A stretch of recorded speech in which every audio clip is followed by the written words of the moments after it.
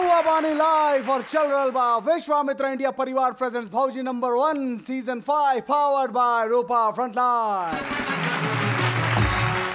कल के एपिसोड में हम सब देखनी कि यहाँ आयल भौजी लोग घर परिवार और गृहस्थी ही नहीं खी संभालत, बल्कि हर तरफ के सामाजिक बुराई के जड़ से मिटावे के प्रयास कर रहल बाड़ी। सामाजिक बदलाव के इनकर प्रयास खातिर हमनी के एसोसिएट स्पॉन्सर सफेद डिटर्जेंट पाउडर गुरुवार के इस सब भौजी को सफेद सलाम पुरस्कार से सम्मानित करी। चूल्हा चौखा और घर गृहस्थी के साथ अपन सामाजिक जिम्मेदारी निभावे के भौजी साबित कर देले बाड़ी कि ई लोग भी बहुत होशियार बाड़ी। लेकिन इनकर होशियारी के असली परीक्षा होई हमनी के अगला सेगमेंट में, जेकर नाम है बुझी त जानी। हम सब भौजी के एगो पहेली दे, जेकरा खातिर उनकरा मिली सिर्फ 30 सेकंड। पहेली के सही बुझला पर उनकरा मिली पूरा 20 अंक, गलत जवाब पर कोई अंक ना मिली। हमार पहला पहेली बा एंजल दुलारी भौजी के लिए। तब पिंकी जी तैयार बानी? हाँ तैयार हूँ सर।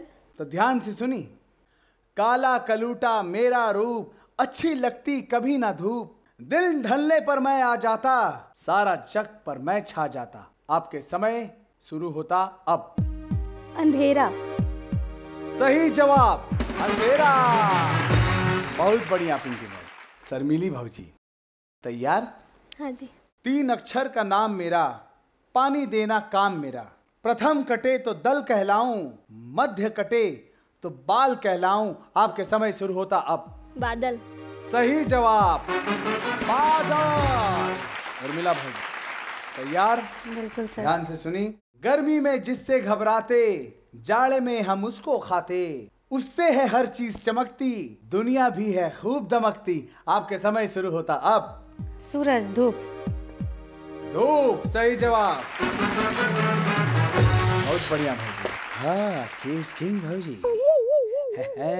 तो भौजी तैयार बानी? एकदम सर। हाँ तो आपका पहला सवाल है। 3 अक्षर का नाम सुहाना, काम सदा खिलकर मुस्काना, बीच कटे तो कल कहलाऊं, अंत कटे तो कम हो जाऊं। आपके समय शुरू होता अब।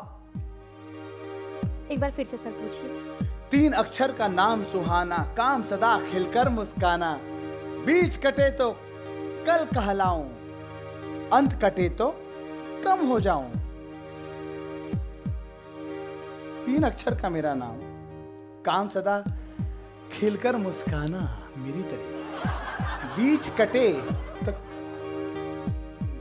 कल कहलाऊं, अंत कटे तो कम हो जाऊं। समय जा रहा है। हो गई।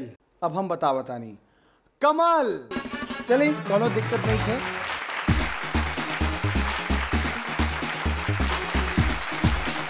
अभी ले रहल बानी एगो छोटा सा ब्रेक। रहुआ रही लाइव और देखत रही Vishwamitra India Parivar presents Bhauji number 1 season 5 powered by Rupa frontline. Vidha ji कमाल हो गई, कमाल हो गई। वाकई में मुझे तो अब डर लगने लगा है कि मैं किसको कम नंबर दूं और किसको ज्यादा दूं।